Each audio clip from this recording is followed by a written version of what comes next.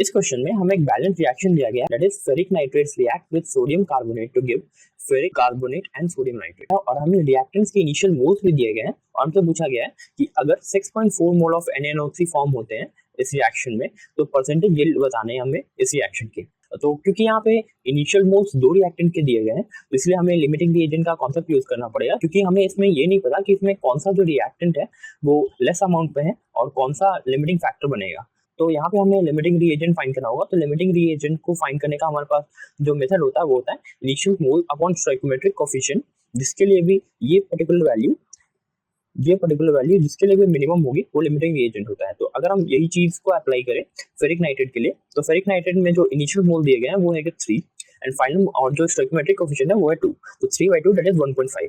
फिर अगर हम सोडियम कार्बोनेट के लिए अप्लाई करें तो ये हो जाएगा इनिशियल मोल 4 और जो हमारे पास स्टोइकोमेट्रिक कोफिशिएंट है वो है 3, तो 4/3 दैट इज 1.33। तो यहाँ पे हम देख सकते हैं कि दोनों में जो लीस्ट वैल्यू आ रही है ये initial moles upon stoichiometric coefficient की, वो आ रही है Na2CO3 के लिए, मतलब सोडियम कार्बोनेट के लिए। इसका मतलब जो इस रिएक्शन के लिए जो सोडियम कार्बोनेट है वो लिमिटिंग रिएजेंट है। तो अब हम जो सोडियम कार्बोनेट या फिर लिमिटिंग रिएजेंट है उसके अकॉर्डिंग हम रिएक्शन कर सकते हैं। तो अगर हम यहाँ पे यूनिटी मेथड से देखें तो यहाँ पे 3 मोल्स जो है सोडियम कार्बोनेट के वो रिएक्ट करके 6 मोल्स ऑफ NaNO3 देते हैं।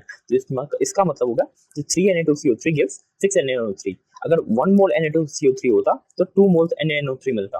तो अगर यहाँ पे जैसे हमें दिया गया क्वेश्चन में 4 मोल Na2CO3 है, तो अगर 4 मोल्स Na2CO3 होता तो हमें 8 मोल्स ऑफ NaNO3 मिलना चाहिए था। लेकिन हम जानते हैं कि हमारे पास जो यील्ड आया है वो है 6.4 मोल ऑफ NaNO3। तो हमें जो एक्सपेरिमेंटल या एक्चुअल यील्ड है वो है 6.4 मोल्स एंड जो थ्योरेटिकल यील्ड आ रही है हमारे पास वो आ रही है 8 मोल्स। तो परसेंटेज का फॉर्मूला हमारे पास होता है वो होता है actual moles upon theoretical moles into 100।